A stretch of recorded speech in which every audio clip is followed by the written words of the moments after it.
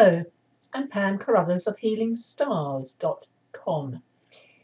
This is the chart. It's for the new moon, 7th of November. It is set for London, and you can see on the left there the ascendant for London is 8 degrees of Taurus.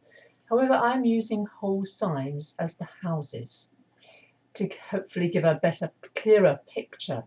So a new moon in Scorpio. Here it is, sun, moon, 15 degrees of Scorpio, 11 minutes. It's an extraordinary new moon because there's so much going on. First of all, if you look over here on the left, Uranus. Uranus is now retrograding, and now at the new moon it is now back into Aries. Now, planets go forward and then they retrograde, apart from the sun and moon, they never do. And they tend to, what they do is often go back into the sign where they were previously. And that's what's going on here. Now, it's right at the end, as you can see, 29 Aries, 57 retrograde. So it's only just moved back. It's making a very strong connection to Venus, retrograde in Libra, and the nodes of the moon. You can see 0 degrees Leo, 0 degrees Aquarius. First of all, those nodes of the moon are to do with eclipses, and they are about to change this month around the 16th of November, and that is a very important time, mid-month. Jupiter, 29 Scorpio, 48 minutes. Jupiter is moving on the 8th of November into Sagittarius for just over 12 months. Sagittarius is where Jupiter is happy. It's called domicile, or rather at home. And Jupiter is the big picture planet. It is huge as a planet, and it can occupy all the planets in the solar system and still have acres of space left over. Mercury is currently in Sagittarius, and Mercury is not happy in Sagittarius. Mercury likes Gemini and it likes Virgo. Mercury is interested in facts and communication and details, the small things that matter, getting things right.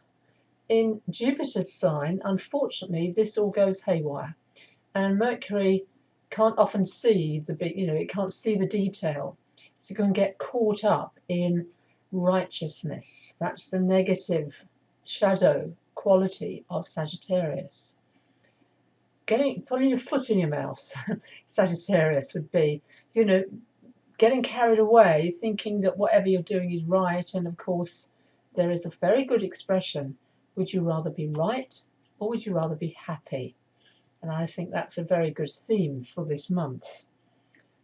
Going back to the sun and moon, they are the middle of Scorpio. This is actually Samhain.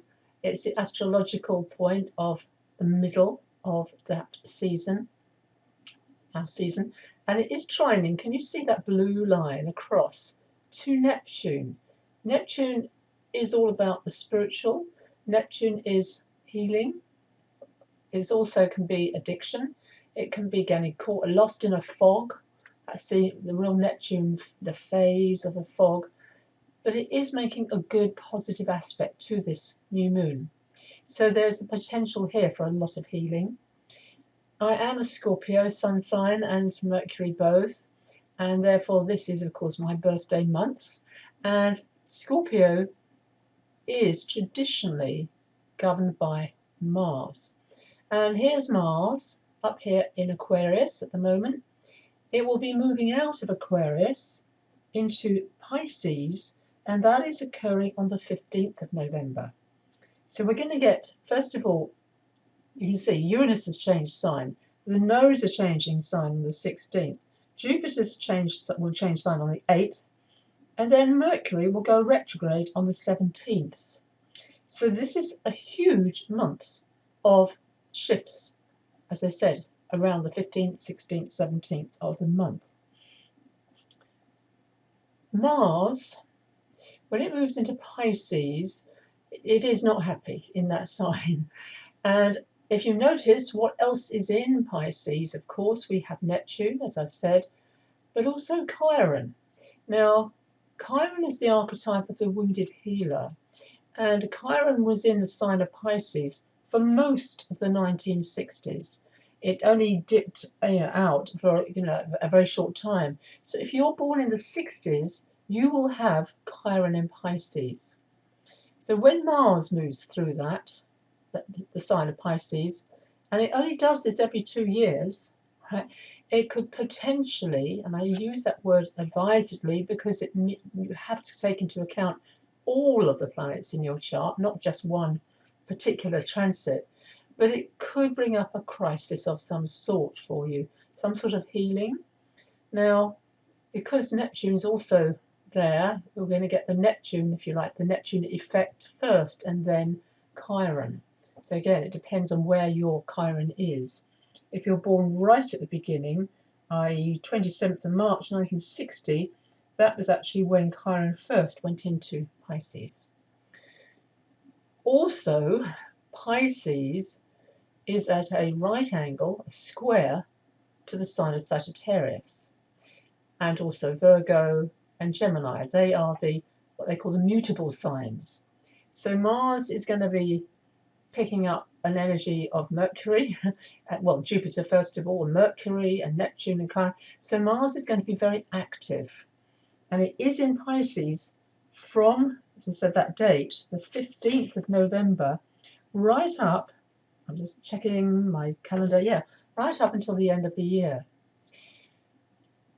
I'm recording this before the results of the midterm elections have come through. I am praying very strongly for Democrats to win, to give balance to the United States and the potential for healing. The nodes of the moon, coming back to them, that happens every 18 months. And they're not significant in as a transit. Always you look at, with the nodes of the moon, they're shadow planets in Vedic astrology, very well named.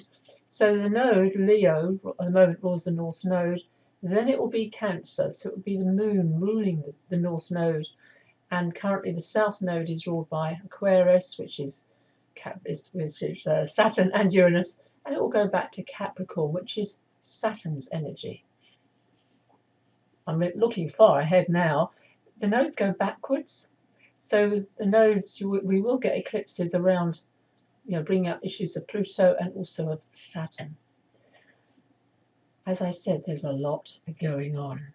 One wonderful thing to know about this new moon is it is the celebration of Diwali, the festival of light, when the shopkeepers come out and they have little sweeties, lovely things to eat, and they light candles.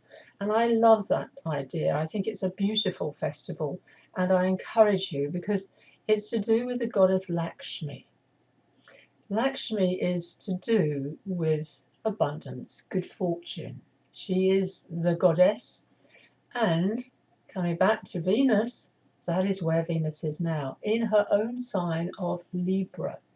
And that is not just her sign, it's also the constellation of Libra, the balance of the scales of justice. And with scales, rather than go one way or another, we need always to go to the equilibrium at the center. And Mars and Venus, if you notice, are also in a very good trine, flow of energy. Now, it doesn't happen that often.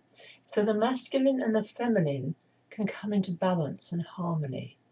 And they're both at this new moon in air signs to do with relationships, communication. I'm extending my special offer of a 1-hour consultation. I ask my clients to choose a card. But first, I do look, of course, at their birth chart. And these have been quite profound, these 1-hour sessions. And I'm extending that consultation until the 22nd of November. I would love to meet you that way. It's a really glorious way to tap in and focus very clearly on a particular relationship issue you might be having a problem with. It can be romantic, of course, but it could be family, a member of your family. It could be your neighbour. It could be your work colleague or your boss. We're in relationship all the time with everyone. That's the nature of being a human being. So happy Diwali. Thank you for watching. Pam Carruthers of healingstars.com. And if you haven't signed up to my newsletter, please, I've now got all the dates for the new and full moons available for new subscribers on my website, and also the dates of these Mercury retrogrades, because they are very important. Thank you. Pam Carruthers, healingstars.com.